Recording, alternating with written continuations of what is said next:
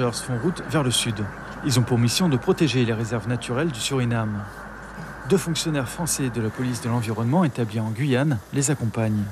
Un premier contact dans le cadre d'une coopération à développer. C'est la principale route vers le sud-ouest du Suriname, ou pour revenir vers Paramaribo.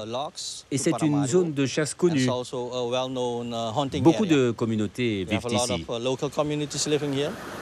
Une fois passé ce pont qui enjambe le fleuve Saramacca, la route laisse rapidement place à une piste de latérite. Juste avant d'entrer dans la réserve naturelle de Bowen-Coswin, les rangers s'arrêtent au bord d'une crique.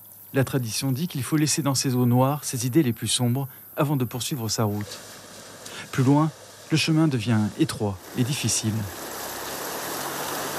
Le convoi débouche sur une immense savane. Sous ces hautes herbes qui s'étendent jusqu'à l'horizon, du sable blanc. La faune et la flore sont ici intégralement protégées, mais les moyens dont dispose l'équipe de Roy Otsoy sont très limités.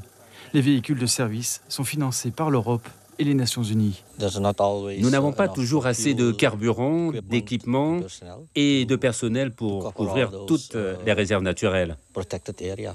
Le Suriname compte 52 rangers pour surveiller l'ensemble des zones protégées.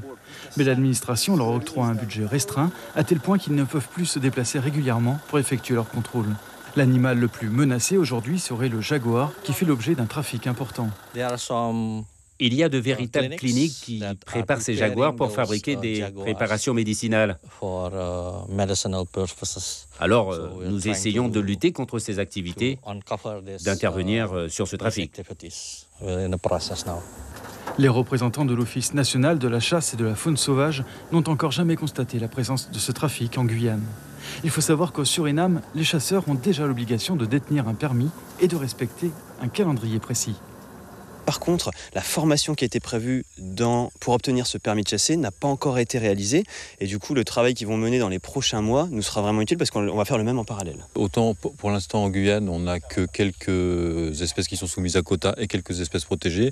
Ici, on a une réglementation qui ressemble à celle qu'on a en France métropolitaine, avec des saisons de chasse, donc pendant laquelle la chasse peut être interdite, avec des quotas. Donc c'est vraiment une saison qui ressemble vraiment à ce qu'on peut connaître en France métropolitaine.